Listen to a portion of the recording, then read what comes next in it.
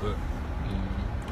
All right, Shalom. Shalom. Want to start about giving all praise, honor, and glory to Yahweh, Ba'Hashem, Yahweh Shai, Ba'Hashem, Rakak Kodash. Double honor to the apostles and elders of Great Millstone, and Shalom to all the Akim out there pushing the word of sincerity and the truth. It's the brothers here from Great Millstone, Atlanta, with another lesson. Myself, Barzal, and the brother. Ratazar. Yeah, this lesson is going to go into the art of spiritual warfare. You know, this is a battle that we're fighting, you know, against the spiritual demon Satan through his physical counterpart, which is Esau, the so-called white man. And pursuing Job 9:24, this devil has control over every goddamn thing, man. Mm-hmm. You know, from the government to the policies. Tells you that in Daniel, there was policy. He shall make craft to prosper in his hand. To the women that we actually lay with, he has a full jurisdiction over them. You know, to the children that we actually produce in the society, to the food that we eat, to the water that we drink, to the air that we breathe. Everything is under the control and under the manipulation of the so-called white man. All right, and he manipulates a lot of these things to bug you out, man. To basically make you get thrown off of your wave. To you know, basically commit criminal activities and do all these things. And that's why a majority of our people, they're in a debaucherous and a low state. Mm-hmm. Because one thing about it is, which this is the basis of the topic we're in. They don't understand that this is warfare, man. You know, this is truly spiritual warfare, and this devil, he pushes out heavy energy on the left-hand side so that our people will be totally entangled and coiled in wickedness. Yeah. While he's prospering and he's basically controlling and developing, he's breaking the nation, our nation down, man. And that's why they put drugs in the neighborhood. That's why they promote prostitution on a heavy basis through rap music. Mm-hmm. That's why they promote drug dealing, drug selling, guns. You know, the list goes on and on. You know, because the so-called white man does not want us to be a prosperous nation. He doesn't want us to gather together. Matter of fact, since I said that, I want to get the scripture. Bear with me.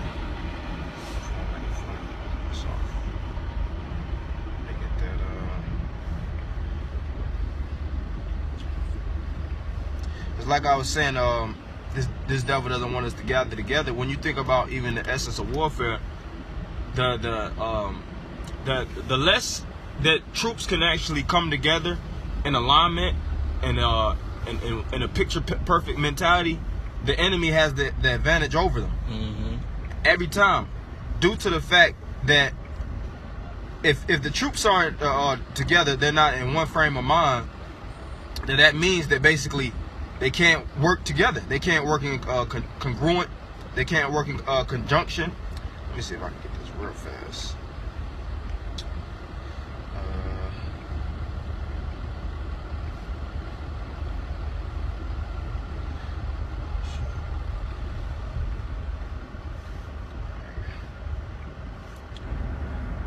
But like I was saying, they can't gather together, and the so-called white man basically caps on that.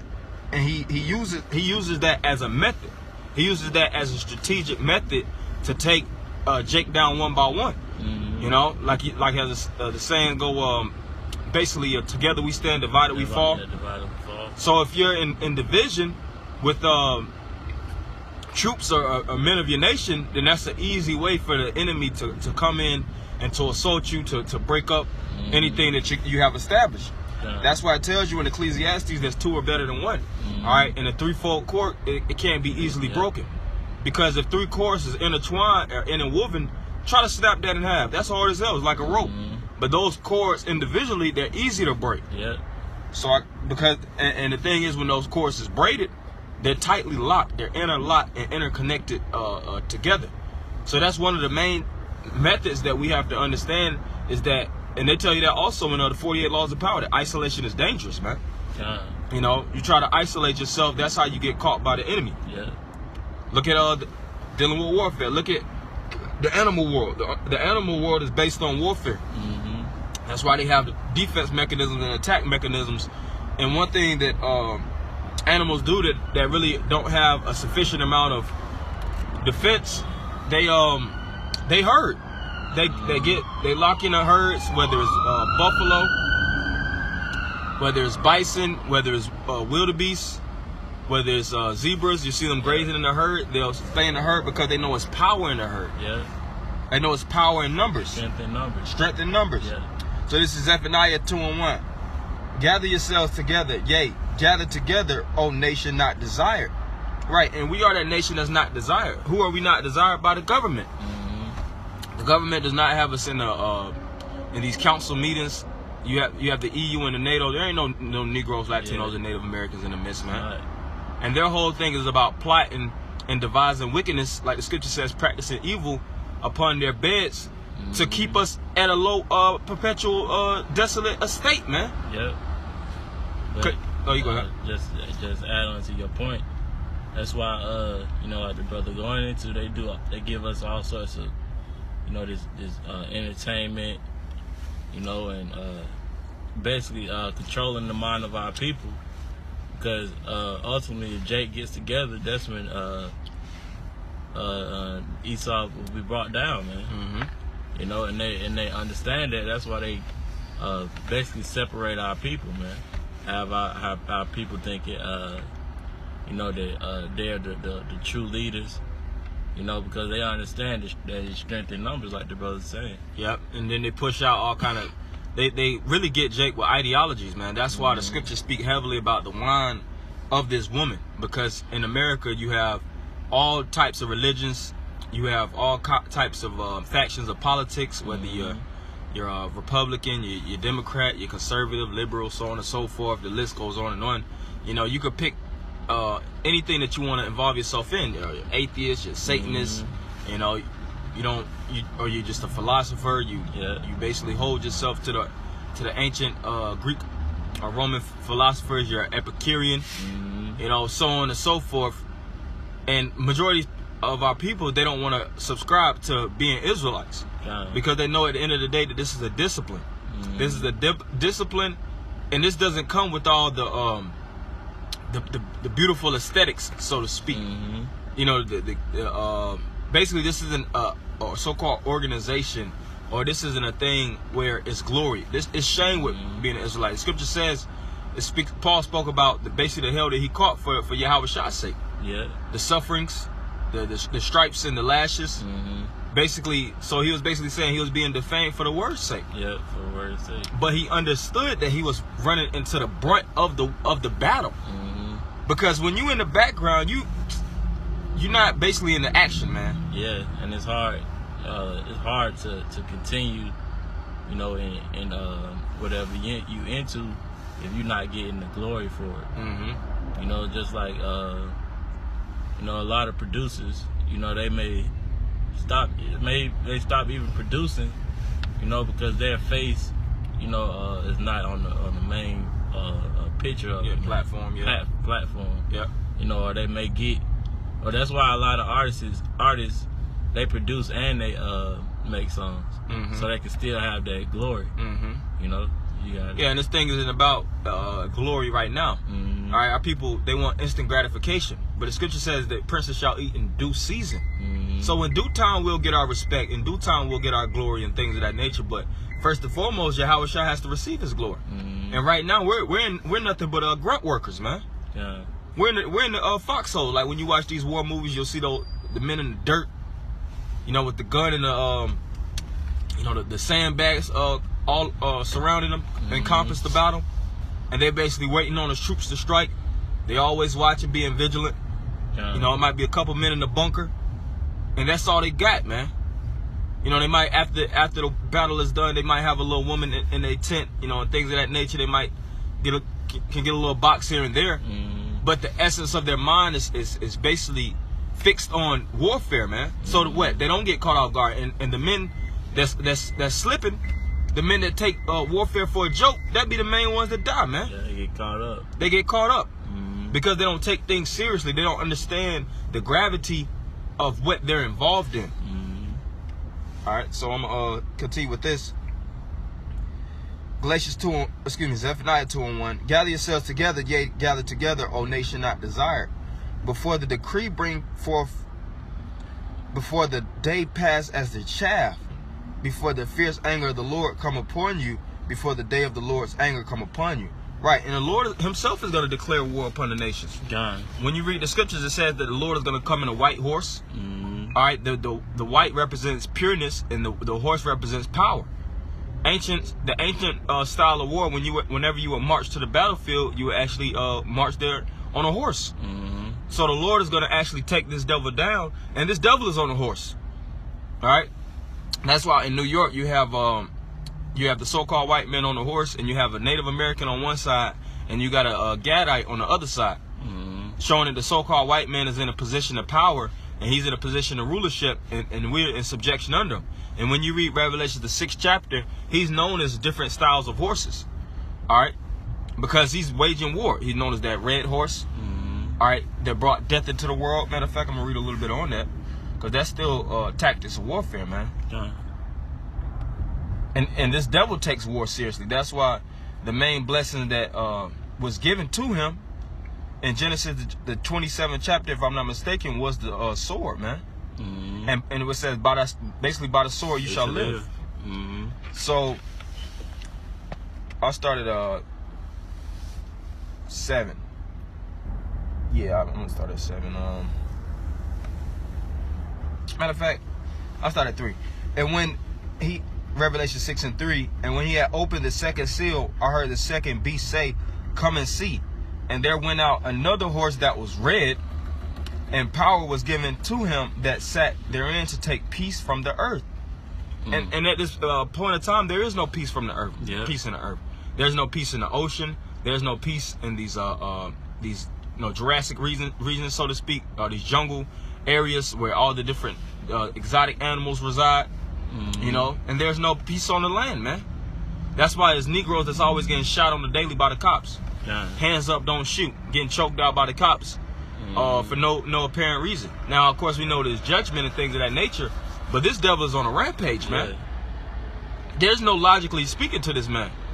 You cannot rationalize with the devil himself, man, because they know at the end of the day, this is their system. They have full control. Just like if you in prison. If you in prison, you in a whole nother man's world, man. It don't matter if that's why prison rape is so heavy. They can rape you. They can take anything from you. They can beat the shit out of you every day, but you can't cry. You can't call nobody. You can't have anybody to protect you. You can't do any of these things. Guards be in on it. The guards be in on it. And you basically just in a messed up, in a sticky situation. So it's the same thing in this system. And our whole thing in this system, you got to make sure that you basically oiled up, man. Make sure that you can slip and slither through each and every basically weapon that this devil has against you, man. That's why the scripture says to be wise as a serpent and harmless as a dove. Because this devil, like I said earlier, he uses women. He uses food to sicken you so that you'll be in and out of the hospital, or you laying down, you'll have a lack of energy, you have a lack of motivation, and that produces what? Negative thoughts. But continuing on, and this is all devised by this devil, pursuant to the scripture right here. And power was given to him that sat therein to take the peace from the earth, and that it should kill one another. And there was given unto him a great sword. And that's on a macro level. And on a micro level. Because when you deal with the government, you have macroeconomics and microeconomics. And everything on a bigger overview, it trickles down to the smaller things, man. Like for instance, you have the women's liberation movement. That's a macro thing. That's something that's big in the government. Is liberty to women, giving women rights to live freely, to do what they want, giving them higher paid jobs, giving them the freedom of speech, the freedom to divorce, freedom to basically step on their man's toes any chance they get, which in turn has produced what? Foul, proud women. And it is broken down to a micro level to your household. To the point where you can't even control your woman. You can't say anything to her because she has a level of power. That goes back to that separation that Esau uses against our people, so that we won't come together. And because the scriptures say let everything be done decently and in order. And there's no order here. That's right. Therefore, that causes chaos, man. Yep. And this is a chaotic world, but our job in this chaotic world is to move and maneuver. Because if you know that things are dead set against you, don't jump into the hole that this devil already got set up. Just like if you see a booby trap on a battlefield. If you recognize a booby trap, or if you're walking through landmines and you see, which of course in most cases you can't see it, but if you can recognize, if you have, in most cases like back in the day, they would have war dogs. If a war dog gives off the detection that it's a mine in front of you, don't walk into the mine. You know, it sounds simple and it sounds like it's basically common sense, but that analogy is the same thing with women. That analogy is, because what it say, a whore is a deep ditch. So a woman in turn is basically likened unto a booby trap or a landmine. And if you step on it, if you dive in too deeply, like you had to like move you into if you get in too deep, you're gonna be in a situation where you can't get out, man. And the thing is, you're gonna make mistakes, but you have to record these mistakes in your mind, because you're gonna lose little mini battles and skirmishes, but it's about winning the war. And when you make these mistakes, don't keep making the same mistake over and over again. And that's when you're basically your diagnosis is clinically insane, man. When you keep doing the same thing repetitiously over and over again, and you think that you're going to receive different results, but you're receiving the same results, man. Same outcome. That means you have to develop tactics. You have to develop strategy. All right, and that's really the main thing I wanted to get with that Revelation 6. Matter of fact, I'm gonna read a little bit more, and then I'm gonna go to this 10. All right, it says.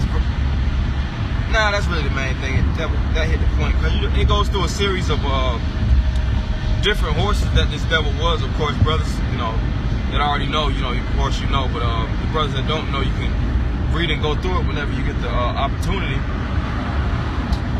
But I want to get this other scripture in Timothy, because Paul spoke about this spiritual warfare also, and he basically told his men to fix your mind. And get your mind in the midst of this warfare and understand that you are in the midst of the battle. Alright? And don't get caught off guard. 1 Timothy 1:18. This charge I commit unto thee, son Timothy, according to the prophecies which went before on thee, that thou by them mightest war a good warfare. So Paul is telling Timothy to war good warfare. Alright? You on a battlefield, it's things that's gonna be launched dead in your face. You're gonna get knocked down, but you have to keep your confidence. You have to stay encouraged. That's even a tactic. Satan wants to keep your morale low, man. Yeah. And when your morale is low on the battlefield, it's hard for you to win and get a victory. You want to say something? I think it was Paul saying, I have fought a good fight. I think it's in that same chapter, if I'm not mistaken. But it's about finishing the course, man. Not giving up, and understanding that Satan, aka Esau, is gonna come at you with everything he got, man. So you can't let that deter you off your course. Yeah. You can't let it deter you. You can't let it discourage you. Because this is all spiritual tactics that this devil uses, and I want to get this quote in the Art of War of Sun Tzu. It says, under the general, it says, the general who wins the battle makes many calculations in his temple before the battle is fought. And where's our temple? Our spirit. So when you fighting on this battle, and you understand that this devil is gunning you down, and he's using different methods to take you off your pivot, you got to be in your head calculating, man. You got to be a human calculator, learning all the algorithms, learning all the tactics and the strategy. You got to think like a true warrior, man. You got to be at least 10 steps ahead at all times. That's right. You don't want to give them no room to catch up with you, man, because you're giving them the ability to defeat you. That's right. And some men, they give too much wiggle room, man, because going back to what I said earlier, it's too much leniency. You basically have a level of nonchalance, which nonchalant is really naiveness. if you nonchalant when bombs is dropping right around you, when guns is being, and that's what's going on. On a metaphorical level, and it's physical. Niggas be shooting all out in these different. It's always somebody dying. God. Turn on the news. It's always a body dropping. It's always some poison that's being produced out here. Yeah. Hell, we living in the sex trafficking in heaven, man. Haven. All right, Atlanta. It's all kind of child trafficking and sex trafficking around us. All kind of foul spirits and idols. The valley of the shadow of death. The valley of the shadow of death. But what did David say when he was in on that valley? Lead me to those still waters, to the safe zone. Because that's another thing. You have safe zones and you have danger zones.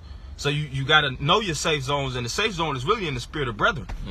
Scripture says, when 2 or 3 gather together, I'm in the midst. Yeah, that's right. But some men, they like to go to these weird, perverse areas, these areas of the city that they don't belong.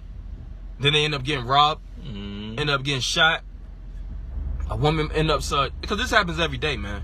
God. This is an everyday thing. A woman end up getting you for your money, getting you robbed blind and things of that nature. You know, it's dangerous out here, and that's one thing too. The scripture says, and I'm gonna get that, matter of fact, how our life walks in peril. But I'm gonna continue on this first.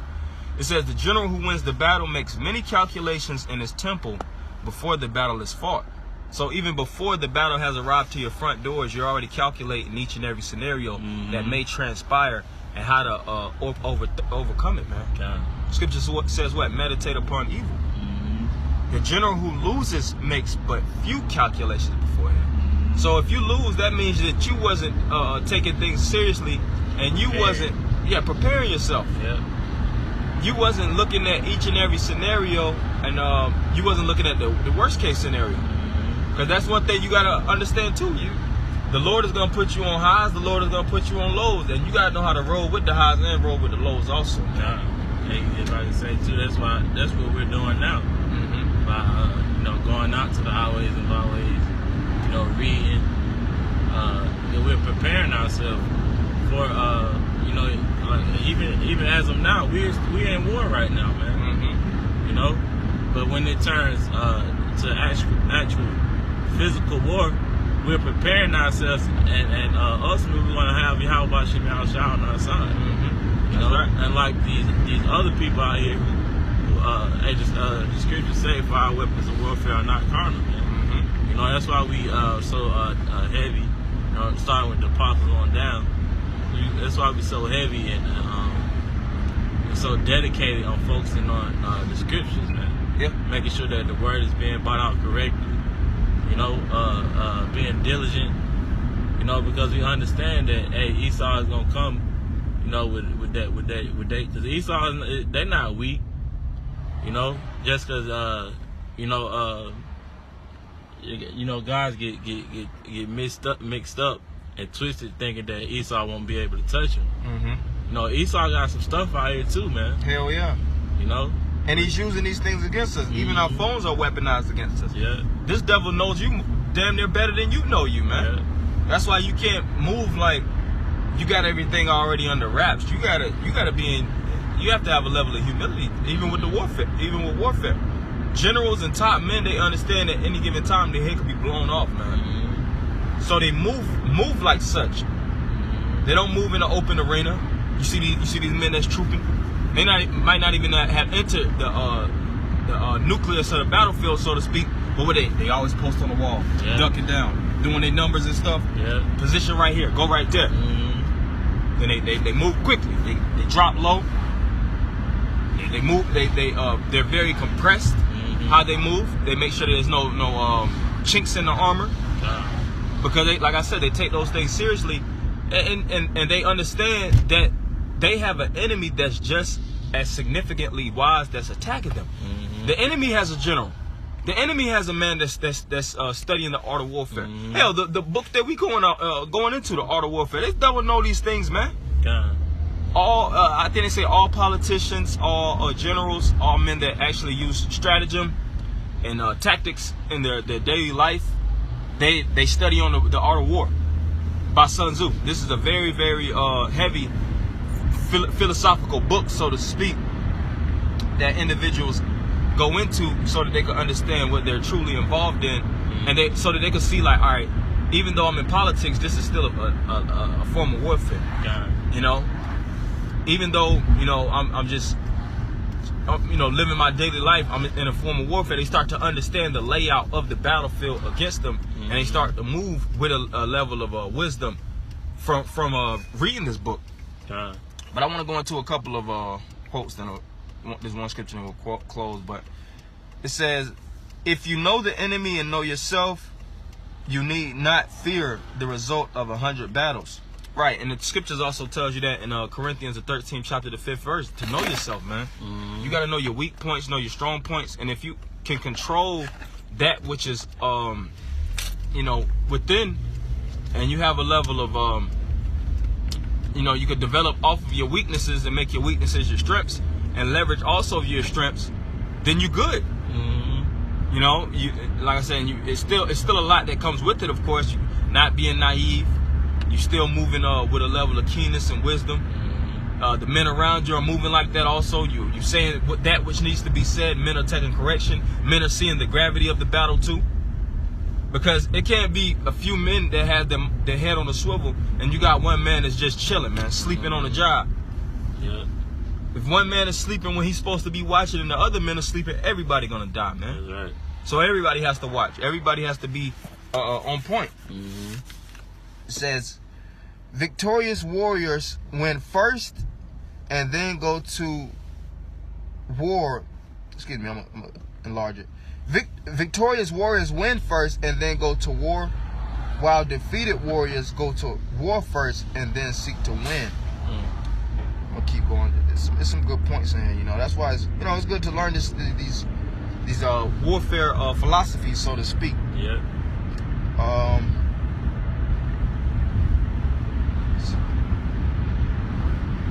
Do not engage an enemy more powerful than you, and it is unavoidable, and you do have to engage. Then make sure you engage it on your terms, not on your enemy's terms.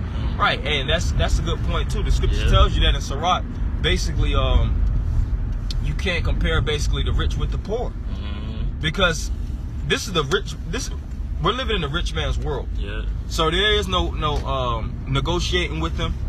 There is no talking to him. This is our terms. This is either we win or it's nothing. That's why we're not looking to go to the government. That's why we're not looking for a 501c3. We're not looking for compliance with the government. It's either our way or the highway through the Spirit of the Lord. And we understand that this devil, if we come up under the subjection of this devil, he's not going to come up under the subjection of us. He's going to actually control us. That's why these men that actually think that they're coming in a allegiance, so to speak, with this white man, they're really being controlled by him. Through their group, whether it's Comfy. Hey, look at Comfy. The IRS just got him for multi-million dollars because what? He was has a 501c3 through the government, and the government's been watching his ass, and they knew he'd been stealing millions.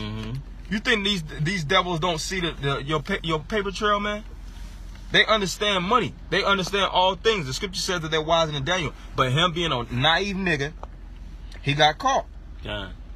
So even that, like all these different things are very, very important important aspects of what we have to meditate on in this battlefield. You know, this devil is looking. He's looking for us to be off guard. He's looking for us to underestimate him. He wants us to underestimate. Because when you have an enemy that underestimates you and doesn't understand the strength that you possess, that's how you could catch him. That's how you get him. That's why it's important to know who your enemy is, man. Like in Sirach, the 12th chapter, you know, knowing who your enemy is, because hey, it says just as iron rusteth, so it's his wickedness. That's I believe. That's it. You know, so that's why it says, hey, if you lacking, you know, on studying up against your enemy, they ain't lacking on studying up against you, man. Hell nah. You know, Esau got all sorts of stuff on us, man. He put multi-billions of dollars in the government to study on each and every black, Latino, and Native American. Understand behavioral psychology. Understand sociology. All right. Understands how you spend your money. How you get off in life. And that's how this white man stays rich and keeps you poor, because he knows you. But you have to know you, know it, even that, knowing yourself, knowing what ticks you off, knowing your own behavior so that you can control yourself, have a level of control and basically self-manipulation. You know how to manipulate yourself through the wisdom of Yahweh Shem Yahushua. But this is that's all we have for Akim. Hopefully you brothers are edified. Just want to go into basically the spirit of warfare. Don't get settled on your leaves. Don't get caught off guard. Stay on point. Watch, study your enemy, study yourself, maneuver. Stay quiet in quiet situations. Don't be loud in a quiet zone, so to speak. Don't give off a signal. Learn how to move tactfully and move keenness like a spiritual assassin. So we want anybody giving all praise, honor, and glory to Yahweh, by Hashem, Yahushua, by Hashem, Rakakwadash. Double honors to the apostles and elders of Great Millstone, and Shalom, Akim. Shalom.